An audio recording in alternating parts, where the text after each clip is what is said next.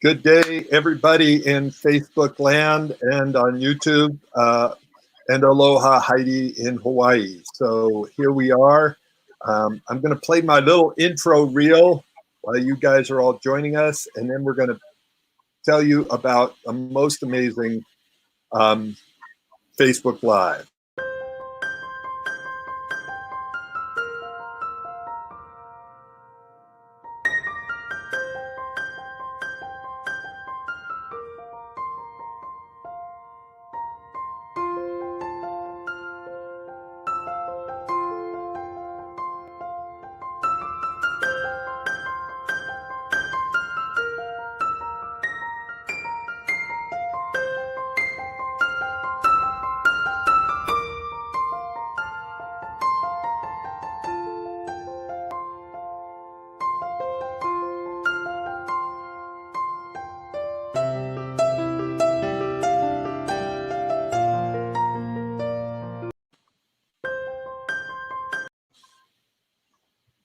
Hi, everybody. Thank you.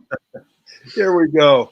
I am Paul Sterling. I am the author of Argue Less, Love More, a best-selling book, and I am with Heidi Love, and this is part of a conglomeration that Love Coach Academy, Scott Katamas put together, and me and Debbie G from the Spirituality Gone Wild. And tonight's call is all about, can I be me and still be in a relationship with you? And for 25 years, I've been coaching couples, and this is some of the most important part of our relationship coaching. And Heidi is going to introduce herself and tell a little bit about her history of how she got here. My history is many years ago, I stumbled on the work of Robert Kiyosaki from Rich Dad Poor Dad, and I started learning about personal growth, and that led me to Tony Robbins, and ended up being on Tony Robbins' staff and working for him. So he was my boss and my mentor, and I can think of my life before Tony and my life after Tony, and it was a huge transformation. And so that's what I love to do now, is I help people transform their relationships. And I'm sort of the mad professor of love and relationships. And Heidi and I have taught before, and Heidi brings such grace and gentleness to the training. I'm honored to teach with her. Heidi. Thank you, Paul. Aloha. I'm here on the big island of Hawaii and excited to be doing this talk with Paul tonight. We teach an amazing class together. And again, he said we've taught together before, and we're both passionate about transforming relationships. I started about 20 years ago working with couples and families, and I'm echoing. You guys hear me echoing? No, we don't hear no echo. Okay, good. I only hear myself twice. I don't want you guys to have to listen to me twice. So welcome to our talk tonight. You're going to get a lot of great information. And Paul is the mad scientist of relationships. I mean, I love, again, I've been working with this for 20 years, and Paul breaks it down into systems that make it so easy to apply. And when it comes to complex relationship problems, it's nice to have a simple system to use that helps you really take inventory and look at it and have an easier time. So we want to make your lives easier, and that's why we're here today.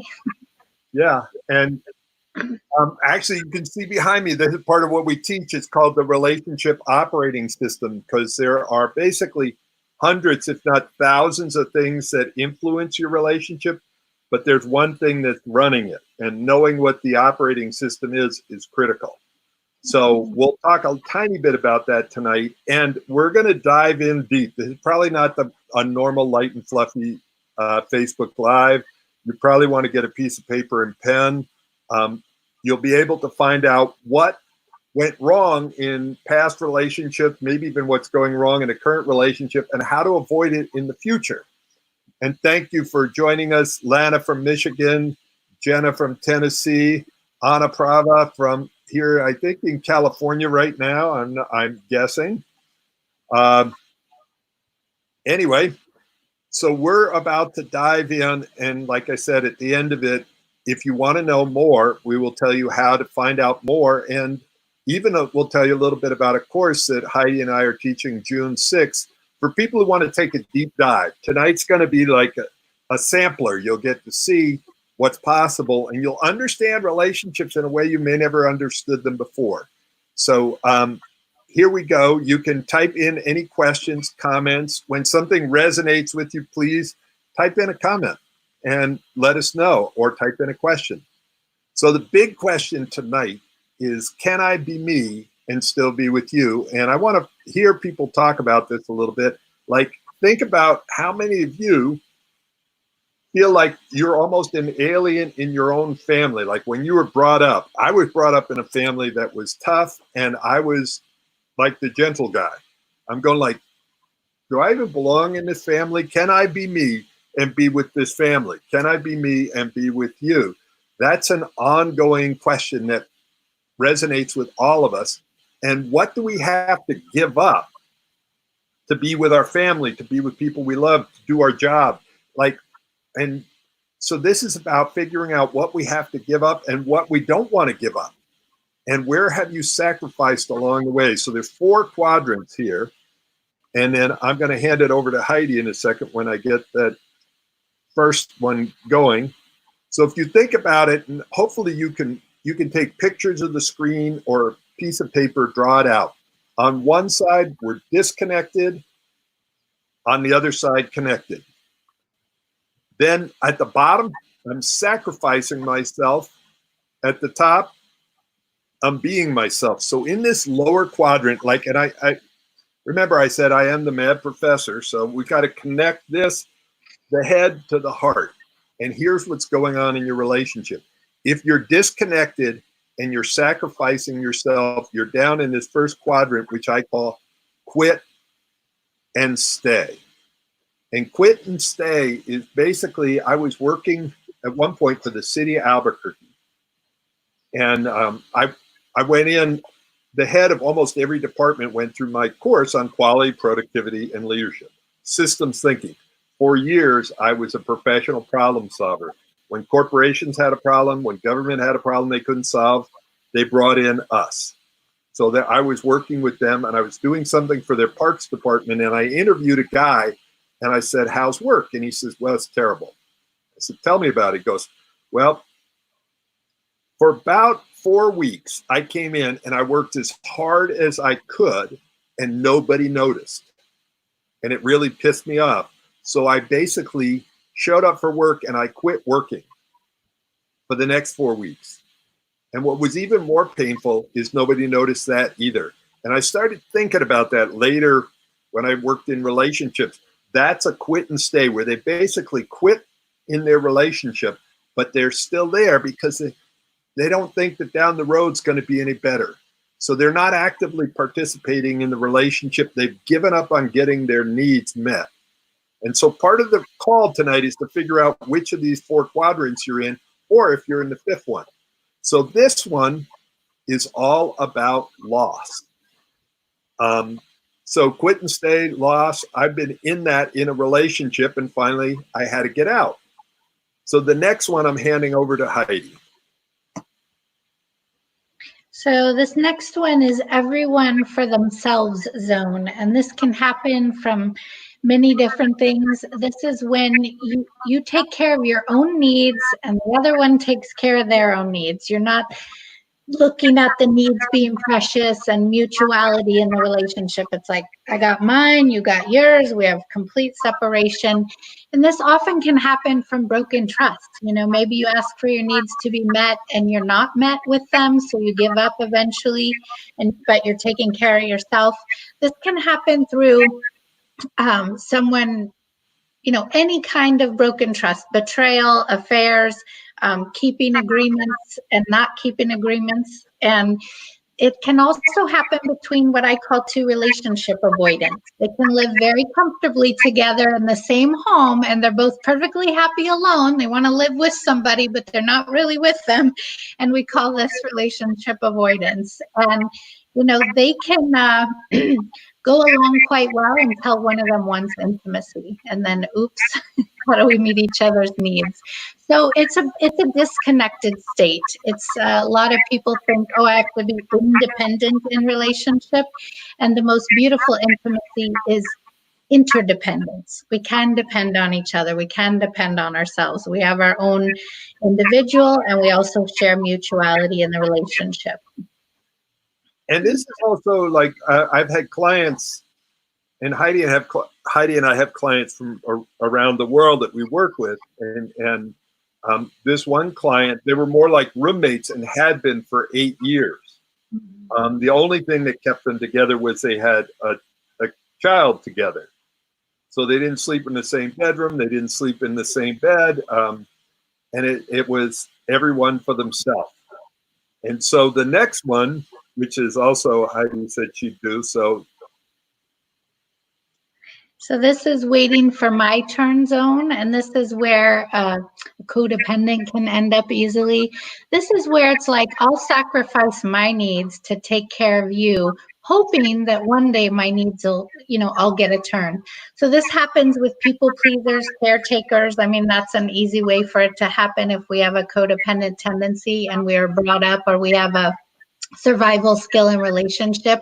I even got it from religious beliefs that I am supposed to serve everyone and my needs are always last. And I was afraid to even ask for my needs to be met at some point in my life. And I got that both from codependency and from a particular religious upbringing.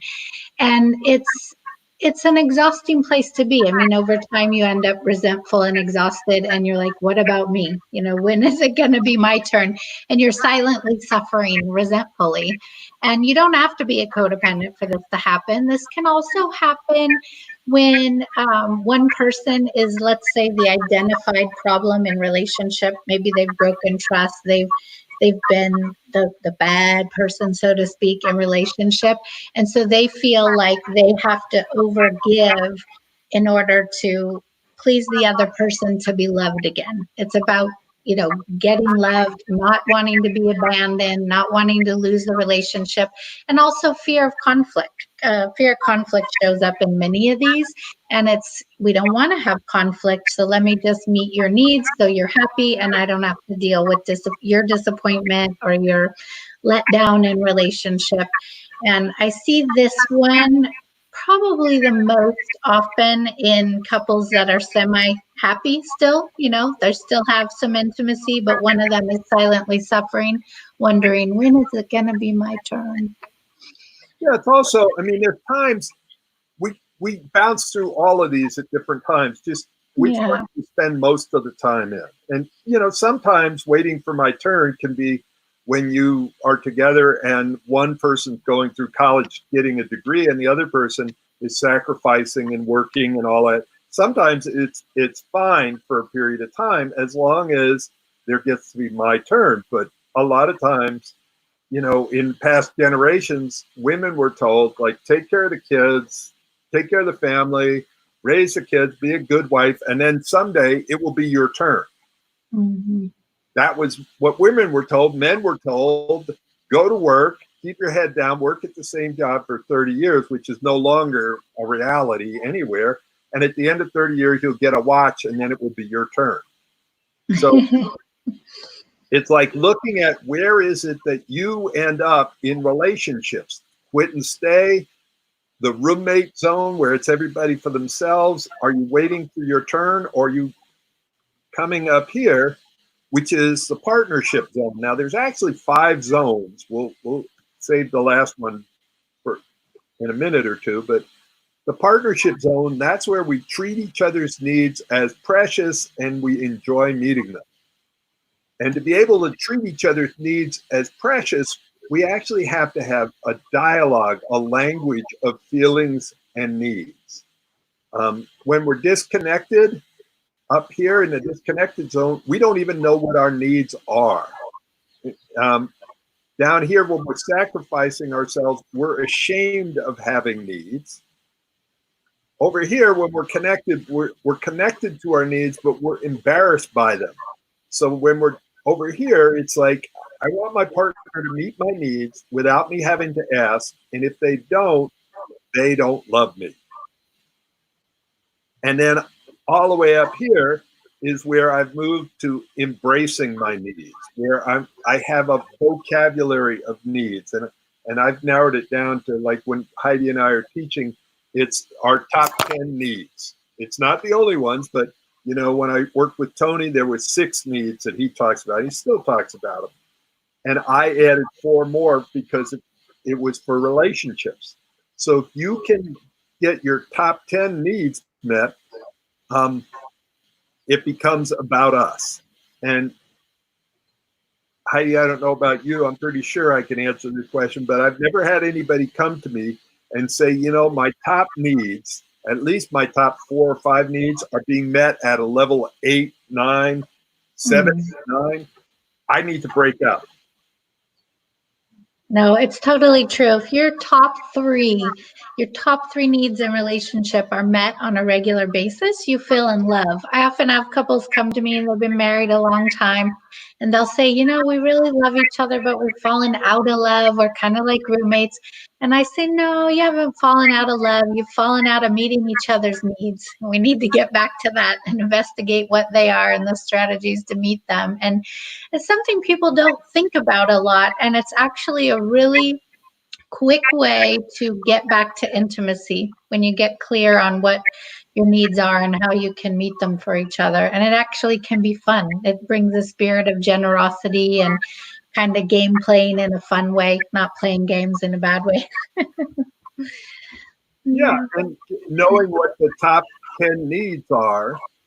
And like I said, these are your training wheels. These aren't the only 10 needs. There are plenty of other needs, but needs like certainty, which another word for certainty is trust in a relationship.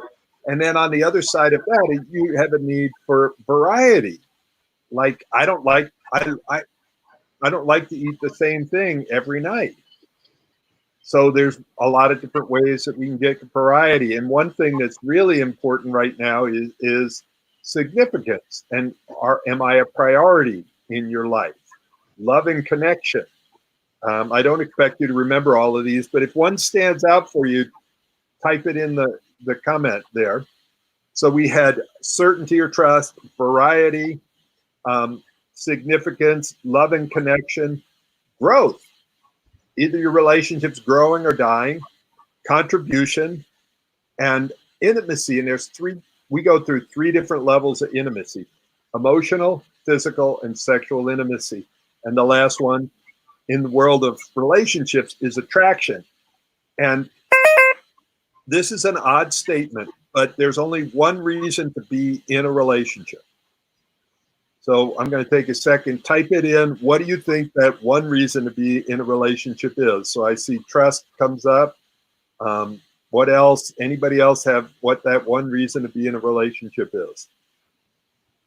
And I know it's kind of, let's see, arrogant or something for me to say that I know the one reason to be in a relationship. So I'm risking it here. I may trigger people and piss them off. But I'm going to tell you, there it is. Anna Prava said is to get our needs met. Yeah. And one of our needs is to contribute to our partner. So this is not just like a narcissistic, you wait on me, you serve me, but it's like there's this dance between you and your partner. So I'm going to show you the last part of this little model that we have. So you want to talk about that part? Yeah, the last part, are you putting it up there? Well, I did put up part of it right there, the fear-based. So I don't know why. Huh? I'll talk about it.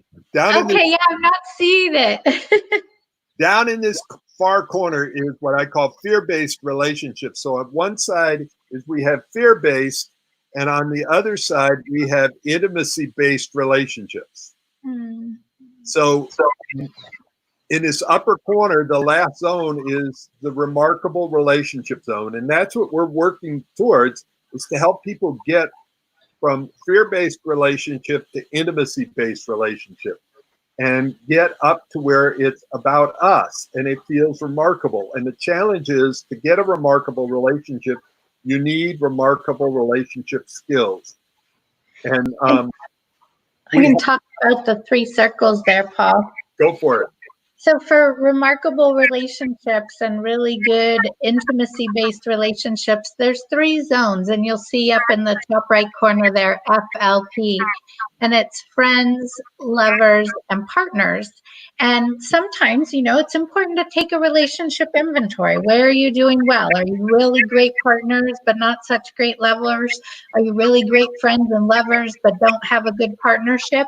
And where do you need to, up the game, up the relationship game? Because when you have all 3 of those, it's really wonderful in a long-term committed relationship to have all 3 of those. And I know if I look past at my relationships, some of them had all 3, some of them were better with 1. I can evaluate my current relationship. Where are we at now, and where would I want to be? And that's kind of a good way to look at it. Like, how are we doing as friends? How are we doing as lovers? And how are we doing as partners? And what does partnership mean to me? Yeah, and what does friendship mean to you, and what does lovers mean to you? It's see, this is where it gets a little complex. My whole job, even though that mad scientist, diagrams, all the rest of that, is to try to simplify relationships. And even simplified, there's still some complexity.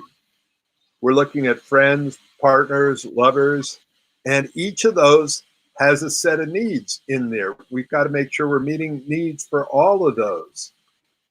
And I'm going to hand it back to you, Heidi, while I look for another slide. So say something wonderful and important. All right.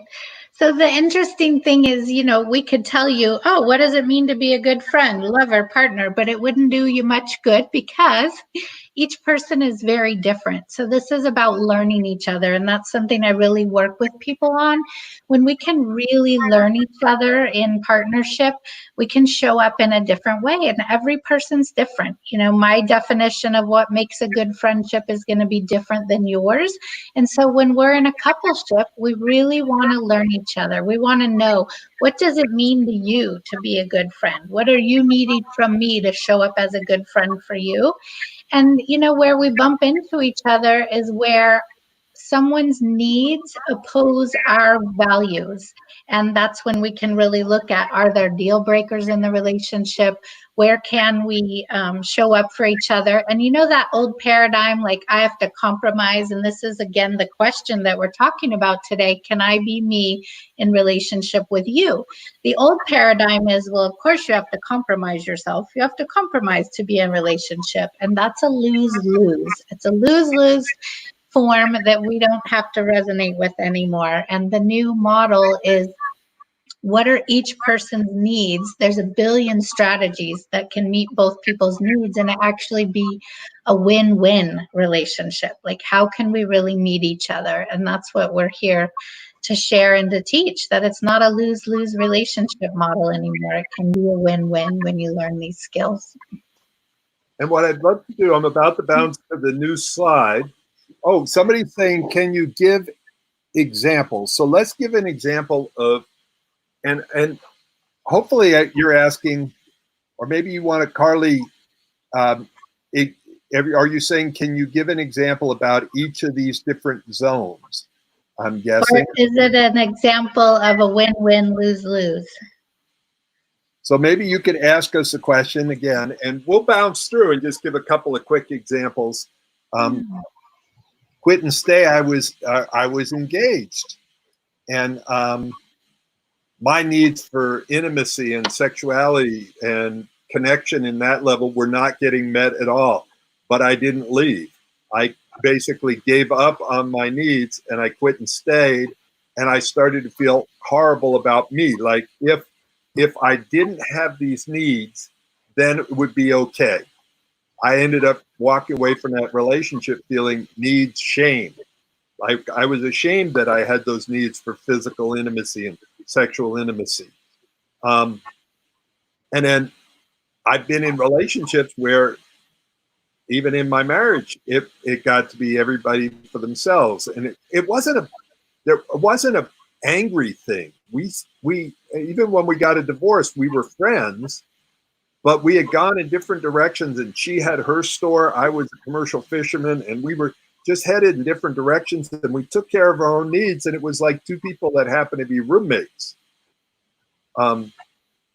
We were married, but it was more like roommates. And I'm bouncing through all of these, and Heidi, you can give any examples you want to. But the All About You is probably the one I've lived in the most, because I came from a background of codependency, and I work with a lot of families and couples on that, codependency issues. And it's, again, what I explained before. Like, for me, I was brought up that the woman takes care of the family's needs, and that's her job, and everybody's needs come before yours, and that's actually spiritual, that's a good life path. And when you're a codependent, you end up exhausted and tired and resentful and wondering, when is it going to be my turn? And that was the old model of relationship that I did. And I have to watch myself still. I have to do check-in, like, am I getting my needs met? Am I asking for that? And I'm very much self-aware now. There was a time when I didn't even know what my needs were, and I had shame to have any. And so I know that some of you out there listening can relate to that. And that's, one end of the spectrum, and you grow to the other end of the spectrum, where now I know exactly what I want. I'm aware of it. Sometimes I still don't ask for it. Sometimes I do, but I'm aware of what's going on with me and what I am needing. And I also look at my intention. One of my check-in questions, if I am meeting the needs of others, because I have a genuine desire to be of service, which is authentic for me to others. I enjoy it. But I check in with myself. Am I being honest about the time, money, resources I have that I want to give right now? And if I'm being dishonest because I'm too tired, or I don't have the money, or I don't have what I'm wanting to give, I have to come back to myself and be like, that is dishonesty happening right there. I need to make. Are nice, and they're sort of martyrs, and it's like, no, it's okay. You, the last cookie, you take the last cookie. You take this. I'll be fine. I'm fine. And we all know what FINE stands for. Maybe we do, maybe we don't. NICE stands for not interested in connecting emotionally. FINE stands for something insecure, neurotic, and emotional. So, and did you get the correct question of what she wanted examples of? I can't see the chat box. I say, like, what would a need be that doesn't coexist with a value, etc.? So there's needs and there's values. So I think she was asking about the question that I proposed, like, sometimes there's deal breakers. Yeah. And so I'll give an example of that. I was married to a recovering addict, and I'm a recovered person. And I have a value of a sober home. I like sobriety in my home. I don't want drugs and alcohol in my home, and I certainly don't want to live with a practicing addict. I have nothing against you. I've been one myself. I love to help people with that, but I don't want to live with one. So my husband relapsed, and I stayed for 2 years, and I was fighting my value of having a sober home and my value of being in a committed marriage. And they were at war. Which one was more important? And so his need to be using and his ability and willingness to get sober wasn't there for whatever reason. And I had to accept that he was going to continue using and make a decision. Was that matching my values? And could I meet the need of staying in the marriage and living in the relationship? And it opposed my value of having a sober home. And I ended up choosing to leave because my value of a sober home and my value for intimacy in a relationship and availability wasn't being met. That's one example. So let me back up, and you said something, Heidi, that I want to just be clear for people on. His needs to use drugs. That was not the way I use the word. That's not a need. That's a strategy. Mm-hmm. So what happens? We have these beautiful needs that are universal that we all have. So we don't all have a need to use drugs, but we all might have a need for safety, for reassurance. A lot of times what happens for an addict is that's their way of feeling connected. So they have a beautiful need for connection, and they sometimes choose a strategy that does the opposite. Mm-hmm. So it's really important to kind of separate out the hierarchy. So we have values, then we have needs, then we have strategies. And stay attached to your needs and your values and be flexible on your strategies. Yeah. That making sense to everybody, I hope.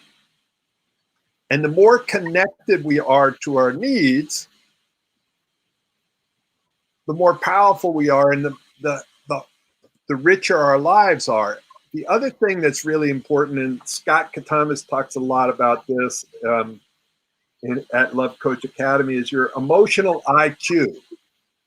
Can we, before we go there, want to go back to what you were just saying in regards to my story? Can I jump there?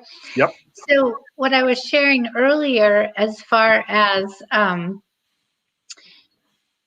so in talking about what Paul's talking about, like a strategy to meet a need, and so the win-win, lose-lose model. So when there's a win-win, let's take my ex-husband, for instance, he was using a strategy of using drugs and alcohol for maybe meeting the need of comfort, of calming down, of checking out, of calming his anxiety, which are all beautiful needs, to comfort yourself, to self-soothe. And let's just pretend it's that. There was other reasons too.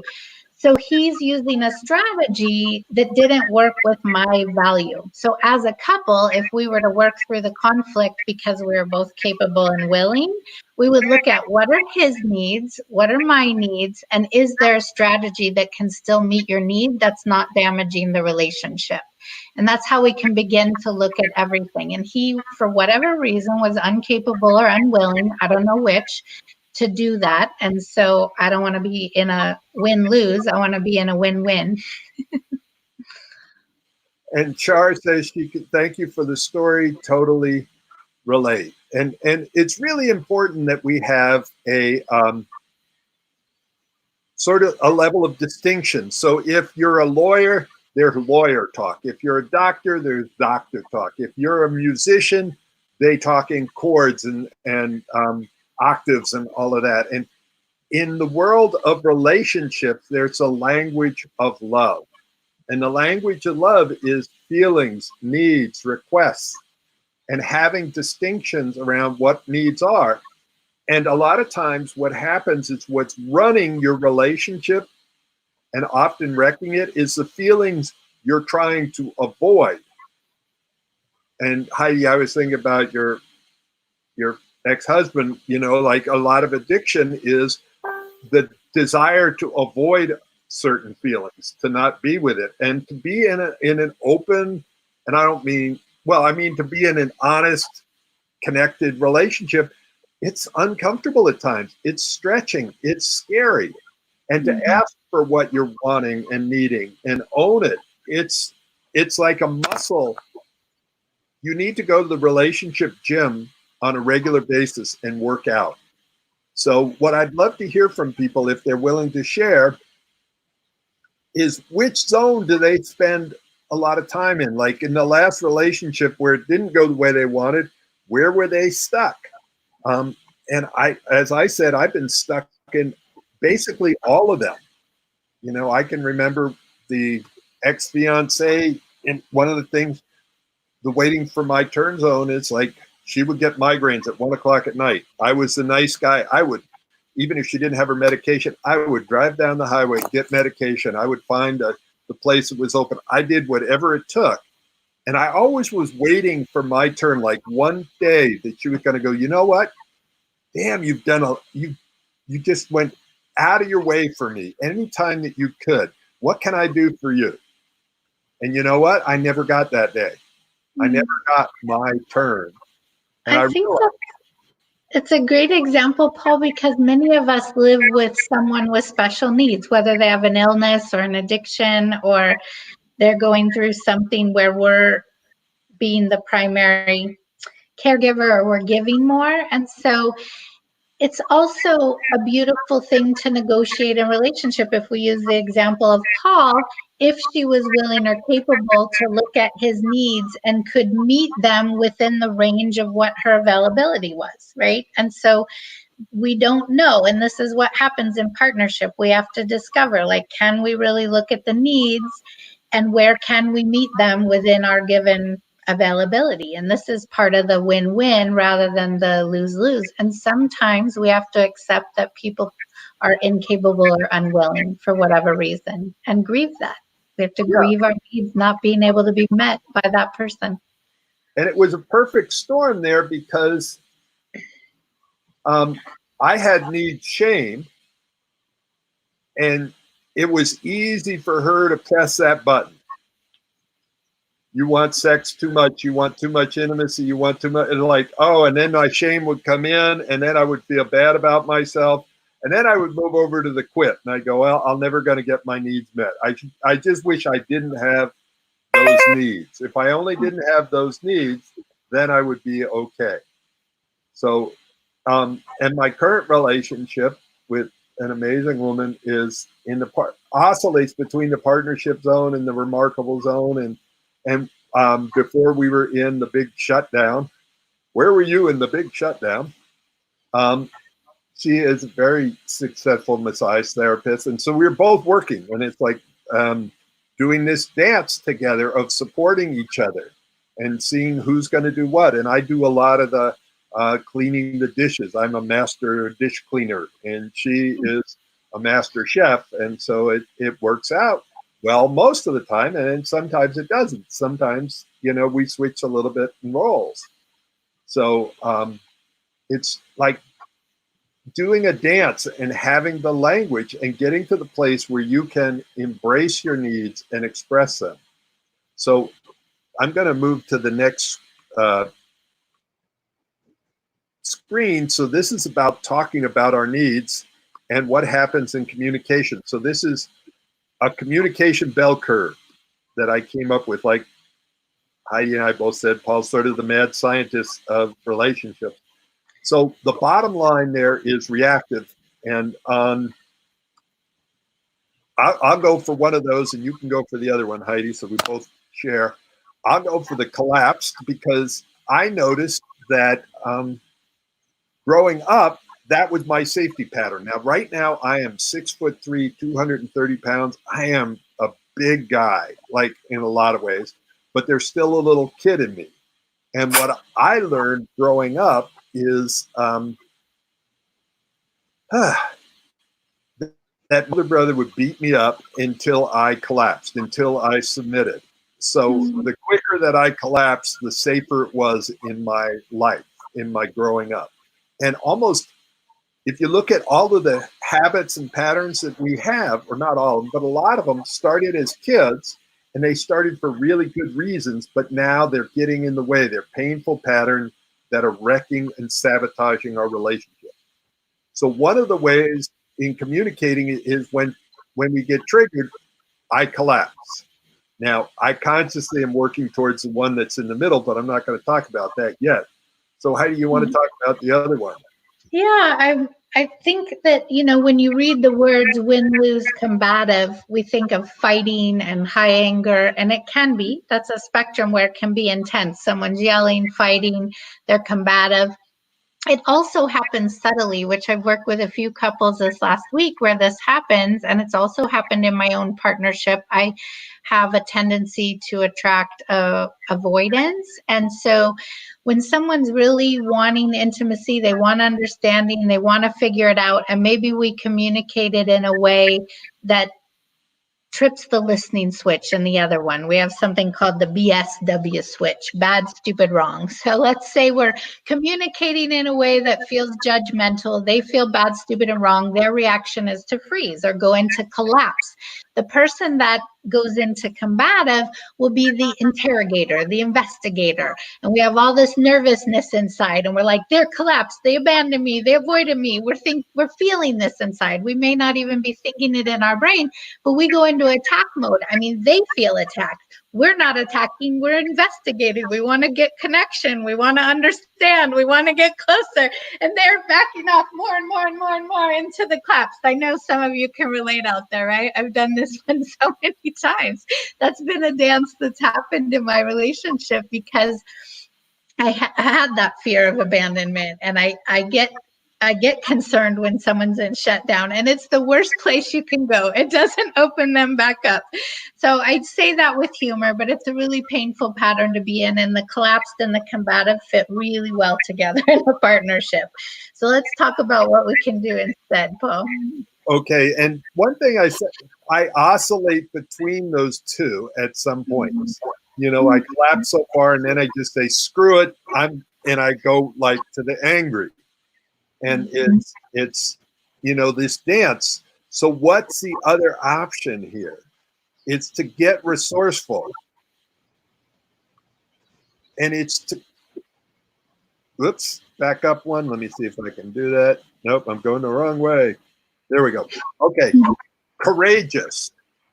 Courage means to come from the heart, to speak from the heart, to be voluntarily vulnerable. One of my teachers, a woman named Allison Armstrong, a brilliant relationship coach, and talks about one of the most courageous things we can do is be voluntarily vulnerable and come from the heart and say, wow, when you ask me that, because Heidi just described perfectly what triggers me into collapse. I make a statement and my partner will start questioning me. And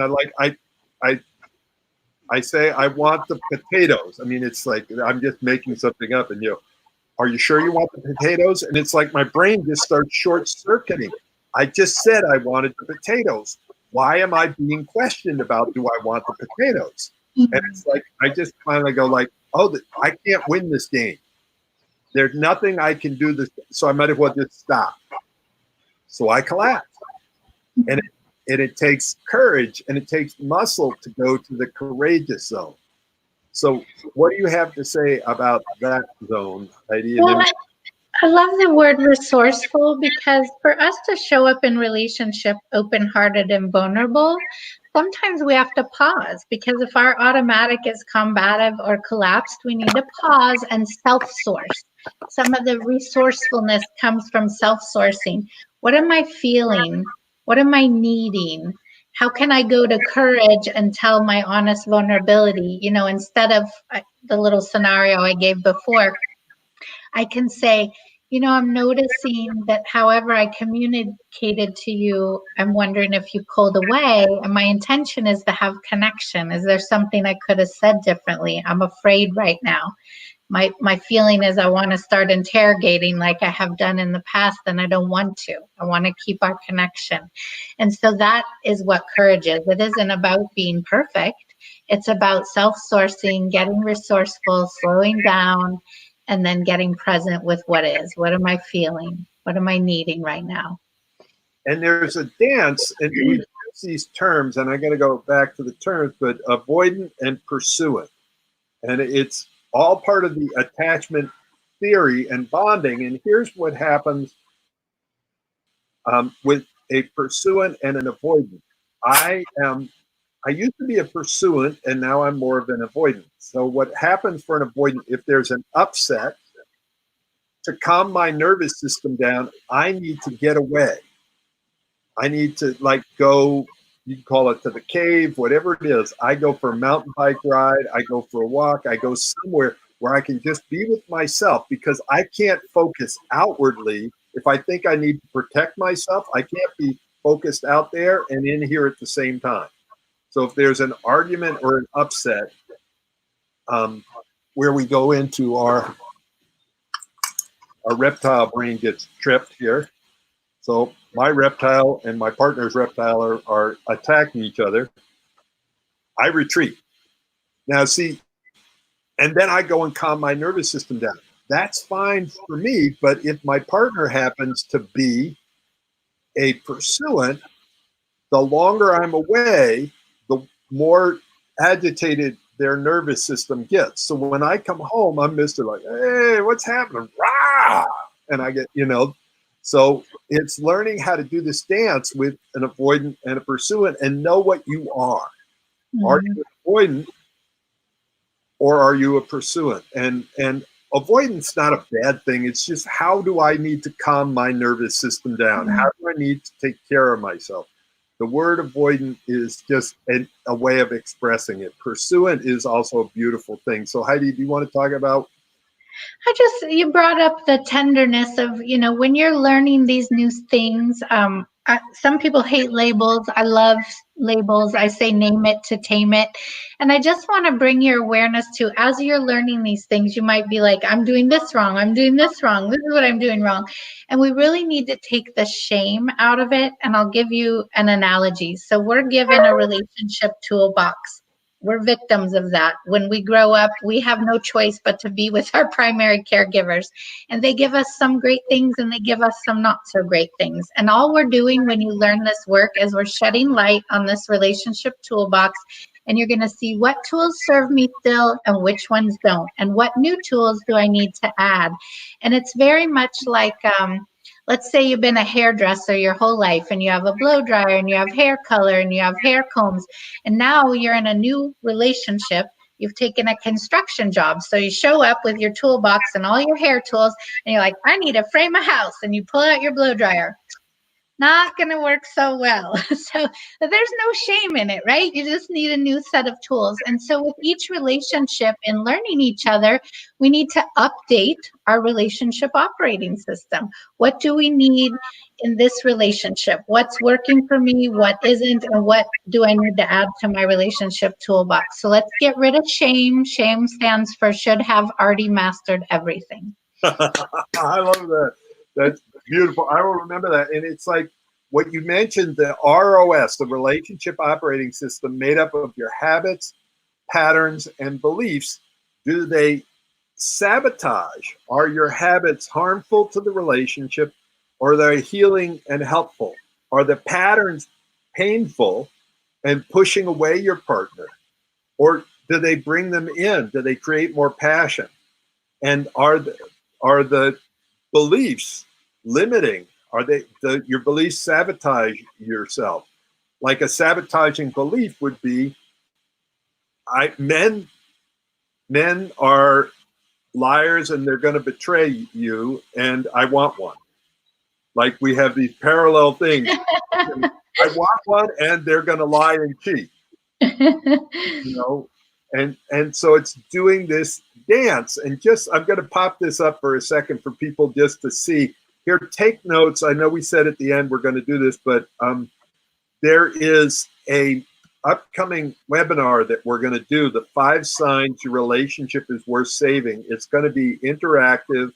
It's coming up. When is it coming up, It Heidi? is May 30th, so this next Saturday, and it's 5 p.m. Pacific Standard Time, 2 p.m. Hawaii time, and it is free, and we'd love for you guys to join us. We're going to go dive deep into information again, but really, there's so many people that are like, should I stay or should I go? Or they're loving, they love their relationship, they want to stay in it, but secretly they're wishing they had more. This is a great one to come to and figure out, where you're at and where you need to go. Yep. Whoops. All right. So I'm going to dive in a little bit more there. I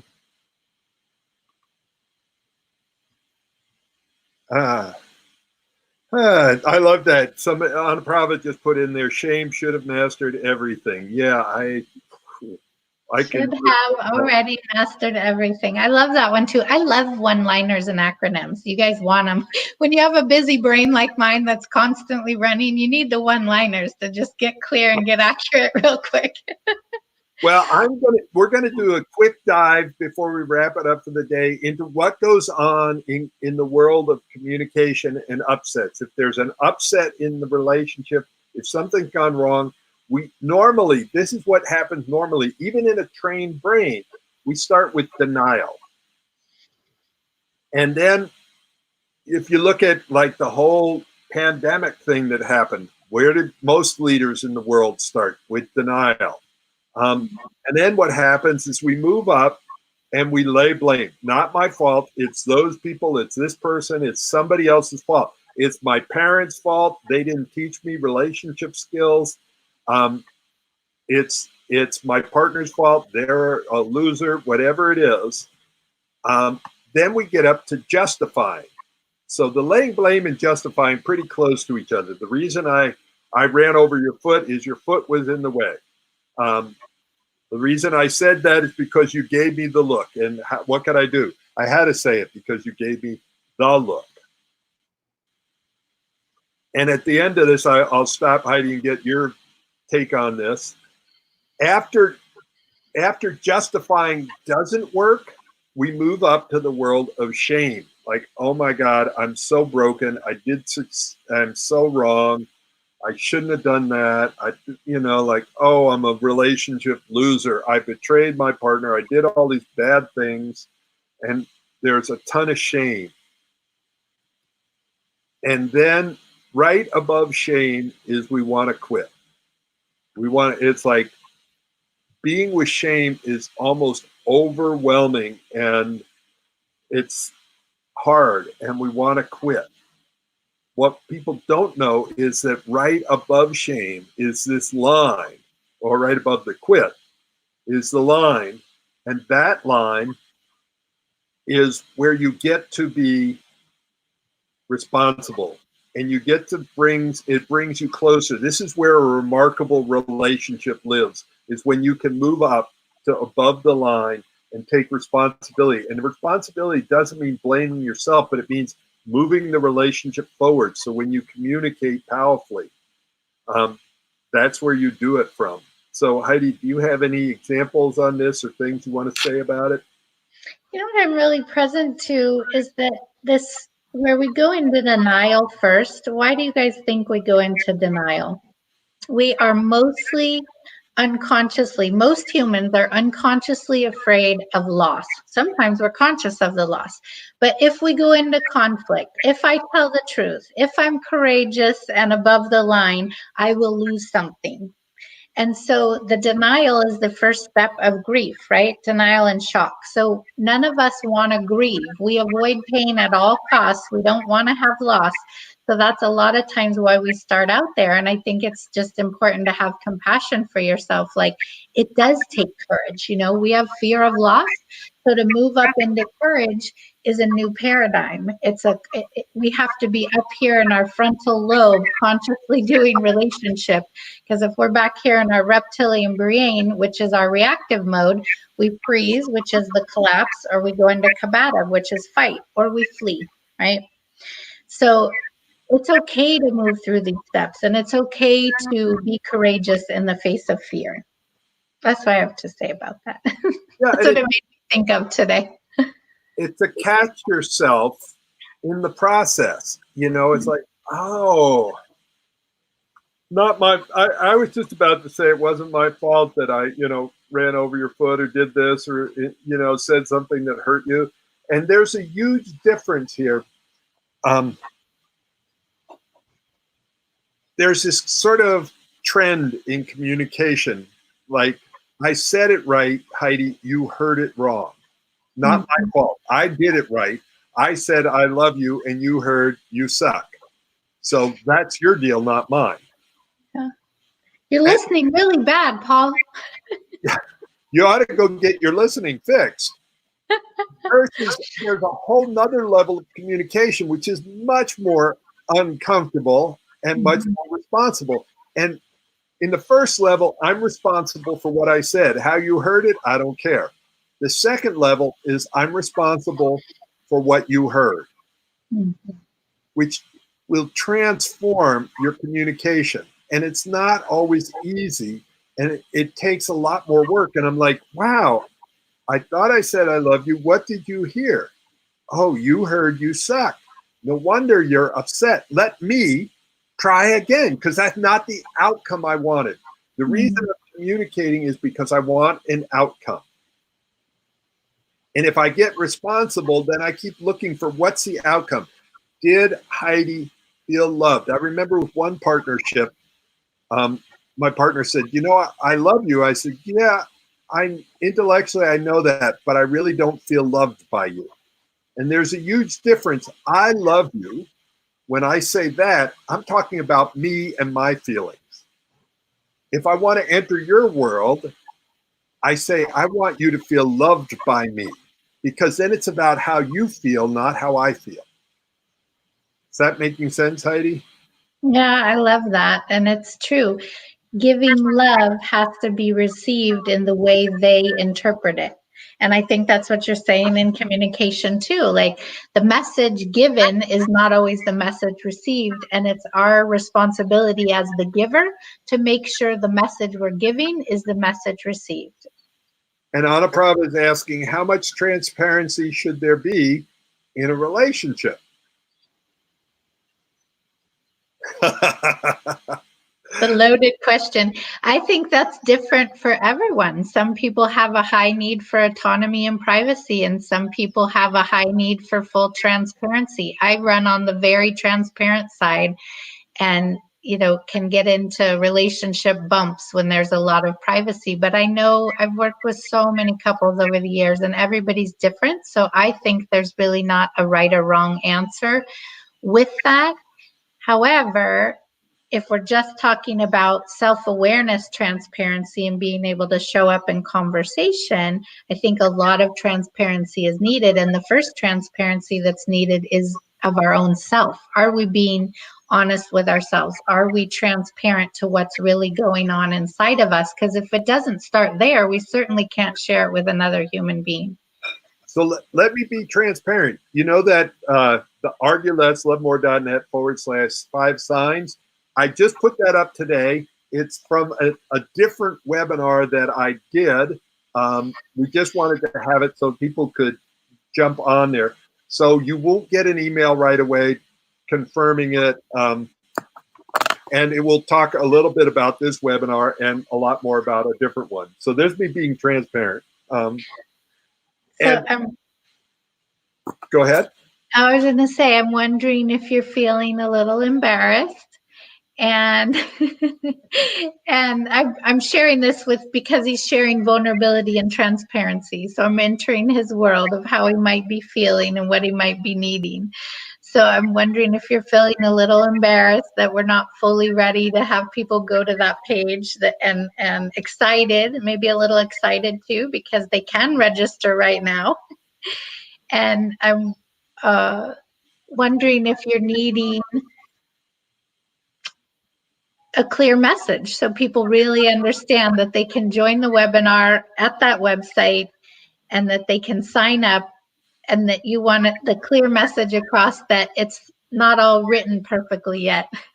Yeah, and I know how much value they're going to get from coming to it, and I'm afraid if they just see the website now and go, oh, it's not clear, then they won't sign up. So, thank you. And I want to bump up to Carly, and we're just about to wrap things up here. We're getting close. Carly says, sucks when you have a co-parent relationship and the relationships where you're courageous totally was devastated. Then I think it says like shucks, darn, ugh, old patterns, rebroken, resurfaced, and there's no true chance for disclosure. It sucks. Here's the thing. I maybe I'm wrong about this, but relationships are like climbing Mount Everest. With the best tools in the world, you'll still get your ass handed to you at times. You can do everything right and things still can go wrong. The thing is, if you don't set yourself up to win, it's much more likely to go wrong, and you're going to have a much harder time handling the upsets, misunderstandings, mistakes. One of the most brilliant communicators that I studied with, the late Marshall Rosenberg, told me that the natural outcome of most communication is misunderstanding. And it's like, oh, and that's actually a good to know, because I thought I didn't know how to communicate because there was a lot of misunderstanding. And it's really learning that that's normal and that's what you have to work through.